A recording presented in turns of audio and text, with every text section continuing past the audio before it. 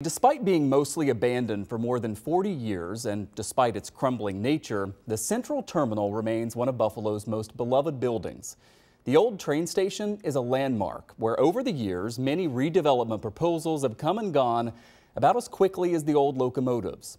But boosted by $60 million in grants, the Central Terminal Restoration Corporation is now launching its next phase of improvements to prepare the place for what it hopes will finally be a grand restoration.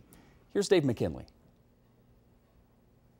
There's essentially three things going on right now here at Central Terminal, three things that they hope will be 3 steps forward to finally getting something done here.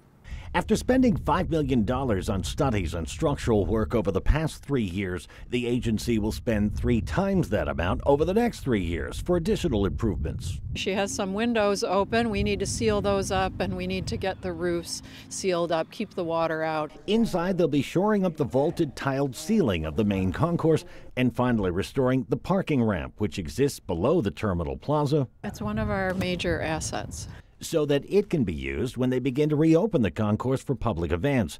To oversee the work, they've hired the Quinn Evans architectural firm out of Detroit, which is engaged in a similar effort to restore the Central Michigan Terminal and the Penn Station in Baltimore.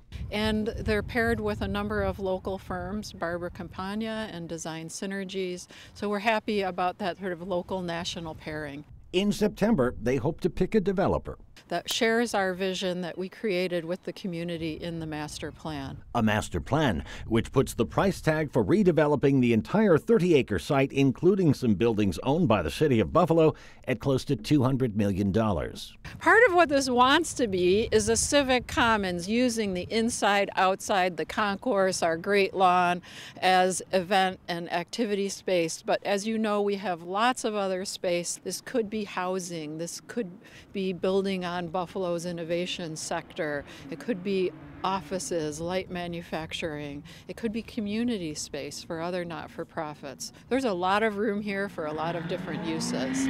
One thing that's not part of the project is the adjacent area of the former train platforms, which is owned by Amtrak.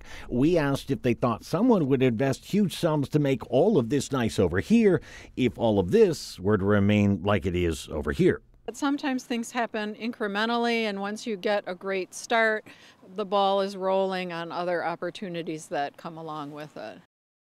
It's an understatement, Dave, to say that this is a huge lift. You think of all the money it's going to take to deal with a place like this. Also, it's not like right downtown. No. And so everybody's going to wonder, why is there still hope after all these years and one thing after another not happening? I think you know this. I think the one thing that this place holds is an affinity in the hearts of Buffalonians.